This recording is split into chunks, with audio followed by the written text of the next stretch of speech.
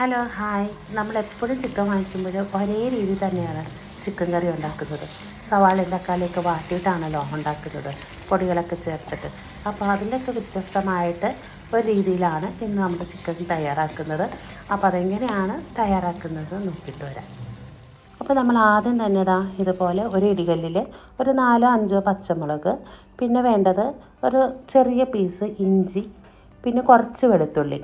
എന്നിട്ട് നന്നായിട്ട് ഇടികല്ലിൽ ഇതുപോലെ ചതച്ച് മാറ്റി വെച്ചേക്കണം. അത് കഴിഞ്ഞിട്ട് ഇതുപോലെ ഒരു പാൻ വെച്ച് കൊടുത്തിട്ടുണ്ട്. അതിലേക്ക് അല്പം വെളിച്ചെണ്ണ ഒഴിച്ചെടുക്കാം.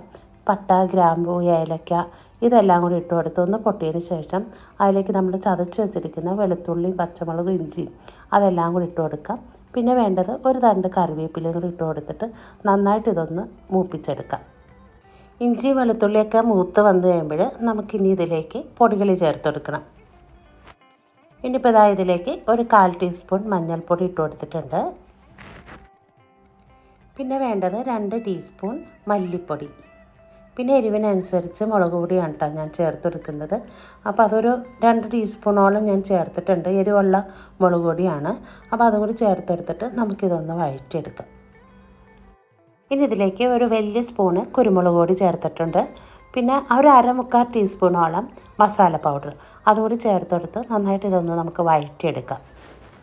ഇനിയിപ്പോൾ പൊടികളുടെ പച്ചമണമൊക്കെ മാറിക്കഴിഞ്ഞപ്പോൾ ഒരു 3 വലിയ സവാള അതിൻ്റെ ഒരു 1/4 ഭാഗം ഞാനിതിപ്പോൾ ഇതിലേക്ക് ഇട്ട് കൊടുത്തിട്ടുണ്ട്. എന്നിട്ട് ഇതൊന്ന് നന്നായിട്ടൊന്ന് മിക്സാക്കി കൊടുക്കാം. ഇതിൽ കിടന്ന് വഴറ്റൊന്നും വേണ്ട, അധികം വഴന്നു പോകരുത്, ഒന്ന് വെറുതെ ഒന്ന് മിക്സാക്കി കൊടുക്കാം.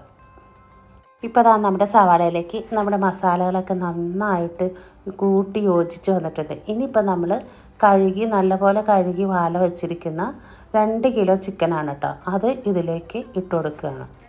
ഇനി ഇതിലേക്ക് ആവശ്യമായിട്ടുള്ള ഉപ്പുകൂടി ചേർത്തെടുത്ത് നന്നായിട്ടൊന്ന് നമുക്ക് മിക്സാക്കി കൊടുക്കാം. എന്നിട്ട് ഇതുപോലെ കൂട്ടി യോജിപ്പിച്ച് അടച്ച് വെച്ച് നമുക്കൊന്ന് കുക്ക് ചെയ്തെടുക്കാം. ഞാനിപ്പോൾ ഈ ചിക്കനിൽ ഒട്ടും തന്നെ വെള്ളമൊന്നും ഒഴിച്ചെടുത്തിട്ടില്ല കേട്ടോ. ചിക്കനിലുള്ള വെള്ളം തന്നെ ഇറങ്ങി വന്നിരിക്കുകയാണ് കേട്ടോ. അപ്പോൾ ഇടയ്ക്കിടയ്ക്ക് ഒന്ന് ഇളക്കിയൊക്കെ നമുക്ക് ഇട്ട് കൊടുക്കണം. അപ്പോൾ ഇത് സെറ്റായിട്ടില്ല. അപ്പോൾ ഒന്നും കൂടി അടച്ച് വെച്ചിട്ട് ഒന്നും കൂടി കുക്ക് ചെയ്തെടുത്തിട്ടുണ്ട്. പിന്നെ ഒന്ന് തുറന്ന് നോക്കുമ്പോഴത്തേന് ഇതിലേക്ക് ചിക്കനിലെ വെള്ളമെല്ലാം ഇറങ്ങി വന്നിട്ടുണ്ട്. കുറച്ച് ഗ്രേവി പോലെ ആയിട്ടുണ്ട്. ഇനിയും ഒന്ന് വേവാനുണ്ട്. അപ്പോൾ നമുക്ക് ഒന്നും കൂടി അടച്ച് വെച്ചിട്ട് വേവിച്ചിട്ടുണ്ട്. വേണ്ട ഇതുപോലെ നല്ല തിക്ക് ഗ്രേവി ആയിട്ടാണ് കേട്ടോ നമുക്ക് ഈ ചിക്കൻ കറി വേണ്ടത്. അതുപോലെ ആയി വന്നിട്ടുണ്ട്. ഇനി നമ്മൾ നേരത്തെ ബാക്കി വെച്ചിരിക്കുന്ന സവാളയും കൂടി ഇതിലേക്ക് ചേർത്തെടുത്തിട്ടുണ്ട്.